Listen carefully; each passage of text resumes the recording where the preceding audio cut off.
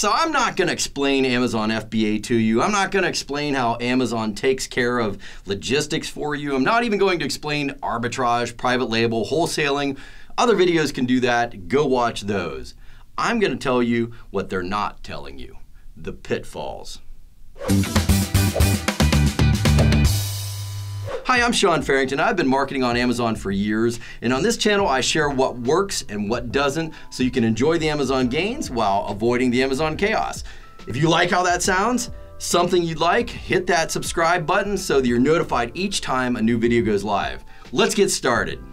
So yes, sure, you can ship your products into Amazon and they will handle the logistics for you. That's what Fulfilled by Amazon means, FBA. They will ship out every order that comes your way. That's the upside. The downside is pitfall number one. Amazon will punish you if you don't handle inventory the way they want. It doesn't matter what business model you're using for FBA, wholesaling, arbitrage, private label.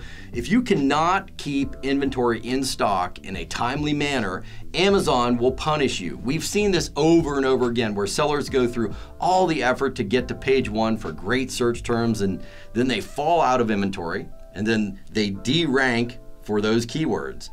This is especially true for super competitive niches, like hint, the niche is where the money is. So if you fall out of stock, another seller is promoted into your ranking position. This is part of Amazon's behavior modification. They punish and reward based on what's best for Amazon. In some niches, we have seen former first-page sellers never recover. Why? Because Amazon doesn't want to be embarrassed like that. They are the everything store. And that means when it comes to repping your products on Amazon, if you can't keep up with inventory, you get punished. On the other hand, if you can practice just-in-time inventory, you get ranking benefits. We've seen this over and over again where Amazon actually gives preferential treatment to sellers who can keep a steady stream of inventory shipping into Amazon warehouses.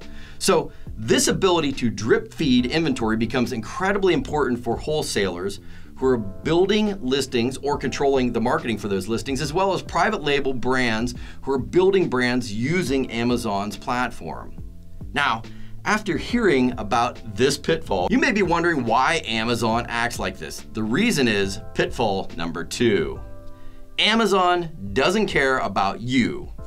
That's right, Amazon doesn't care about you. You are not critical to Amazon's success. Now you may be saying, wait, wasn't founder Jeff Bezos famous for saying, be obsessively focused on the customer? Yes, he did. And Amazon is still obsessively focused on the customer. But you, my friend, are not the customer. You are a vendor. And I've had this discussion with so many business owners and clients who build up successful businesses off of Amazon, and they're coming onto Amazon and they're shocked. They're dismayed by the bad business practices that Amazon seems to be completely okay with. They're baffled by how Amazon could stay in business and still be treating other business owners so poorly. And I think it's because the roles are reversed in their heads. They thought that they were Amazon's customer. Again, business owners are vendors. And vendors are almost always treated in an antagonistic manner. This is actually a strategy that Jeff Bezos stole from his hero, Sam Walton, who is the founder of Walmart. Sam was absolutely notorious for treating his vendors with contempt by bargaining hard and then forcing them into win-lose positions just to get the lowest possible price from them so that he could keep Walmart shoppers happy. Jeff built Amazon with the same philosophy. They are customer-focused, customer-obsessed, and will absolutely favor the customer even if it means the vendor loses. This philosophy shows up again and again when things go bad. For instance, if a customer leaves a bad review, Amazon will let you, the vendor, suffer with that bad review, even if the review is not true. Now sure, you can fight bad reviews. Side note, you need to be on it. You only have 90 days to fight bad reviews, and you can appeal any kind of claim that you may want to, and you may or may not win. Or even if someone makes a copyright infringement claim, Amazon will take what seems to be punitive actions, again, even if the claims are unfounded or untrue. But the fact is, Amazon doesn't care about you. It also shows up in many ways, such as with frozen product listings, suspended accounts, lost inventory. They're often painfully slow to fix problems like this.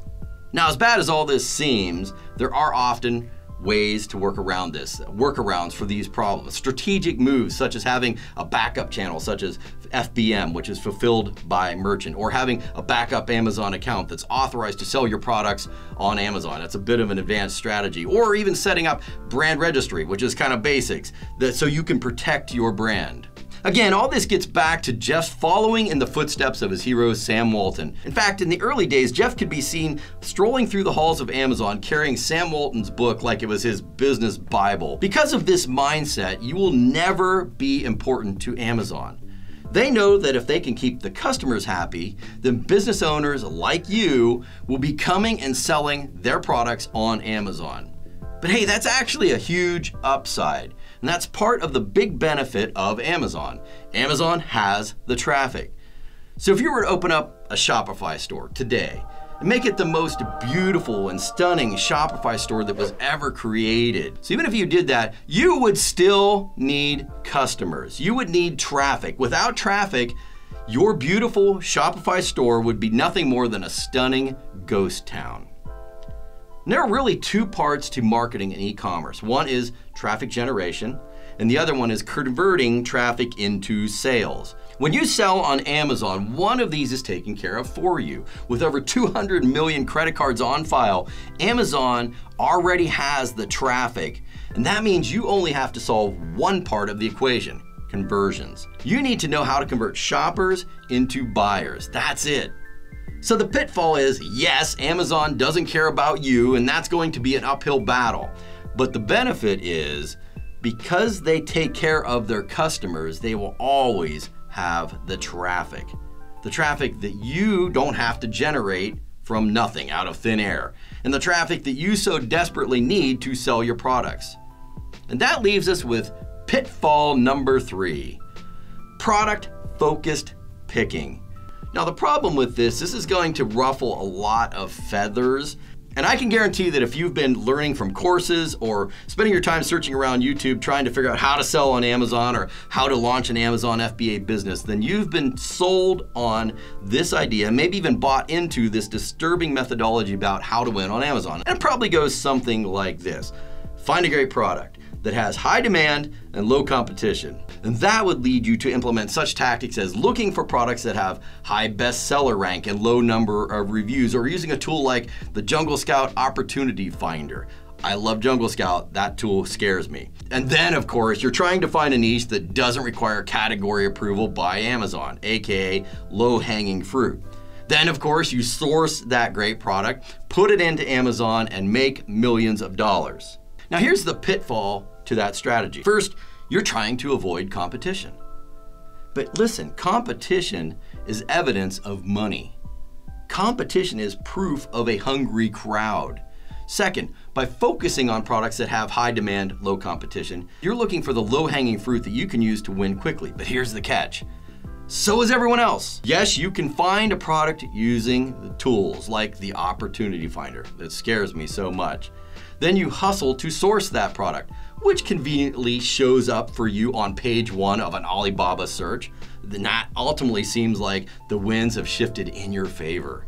And so you grab that product and you launch it onto Amazon, and then you turn around behind you and see a tsunami, a wall of other sellers entering into your space. Then you find yourself clinging to that product, hoping for something to change, giving all of your last reserves of money and energy and time to save a product that was doomed to failure because of bad business choices. Because you are product focused, you're only focused on this thing in your hand, what you can hold in your hand. You have no idea how to pivot, right? And how to do something different that will let you ride the tsunami like a surfer and leave the competition behind. Sure, the riches are in the niches, absolutely. But here's the thing you don't understand, that a niche is not a product category. A niche is not a grouping of things such as products, or i.e. like the swimming pool niche with a bunch of swimming pool products. A niche is actually a grouping of people, like swimming pool owners, right? A group of people with similar desires, similar needs, similar fears, and similar interests. So instead of focusing on things, products, if you can switch your thinking to focusing on people, you have a business for life. Because you'll be aware of problems before they even pop up. You can solve problems for real people, not just focusing on products. This is especially true if you can focus on people that are in pain, people that are in need, people that are embarrassed, and people that are afraid.